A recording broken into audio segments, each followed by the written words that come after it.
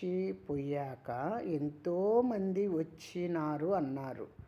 యేసు ప్రభువారు తిన్నినవారు అన్నారు. ఆయన దగ్గర సత్యం లేదని మీరు అంటున్నారు. కరెక్ట్ అయిన మాట. ఎంతమంది రోగులకు ముట్టాడండి ఆయన? ఎంతమంది కుంటోళ్ళకు ముట్టాడండి? ఎంతమంది వ్యాధులుంటే తీసాడండి? ఆయన రక్తంలో చిందించాడు కదా. మరి చాలామంది వచ్చిన వారు రక్తం ఎందుకు చిందించలేదు? ఎందుకు సమాధిలో నుంచి పైకి లేచిపోలేదు? వీళ్ళందరూ ఎక్కడికి వెళ్ళారండి? చాలా జాగ్రత్త కలిగి మాట్లాడుకోవాలి. రక్తము చిందించిన వాడే నిజమైన ఆ ప్రభు యెహోవా కుమారుడుగా ఈ భూలోకానికి ఆస్తిమంతుడుగా వచ్చి ఉన్నాడు. హల్లెలూయా, ఆమేన్. ఈరోజు జాగ్రత్త కలిగి ఉండాలి. జాగ్రత్తగా మాట్లాడుకోవాలి.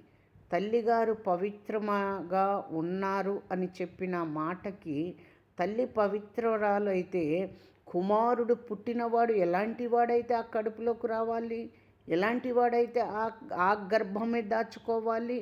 చాలా జాగ్రత్త కలిగి మాట్లాడుకోవాలి. తల్లి పవిత్రాలు, కుమారుడు దైవముతో సమానమైన వాడు.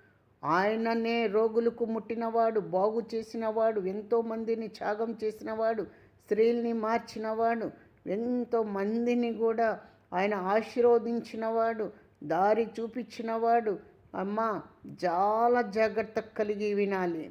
ఆయననే రక్తము కార్చినవాడు, ఆయననే సమాధిలో నుంచి వెళ్ళి మళ్ళీ 40 రోజులు సమయలతోని ఈ లోకంలో ఉండి పరలోకానికి వెళ్ళినవాడు ఆయనై ఉన్నాడు. హల్లెలూయా, ఆమేన్.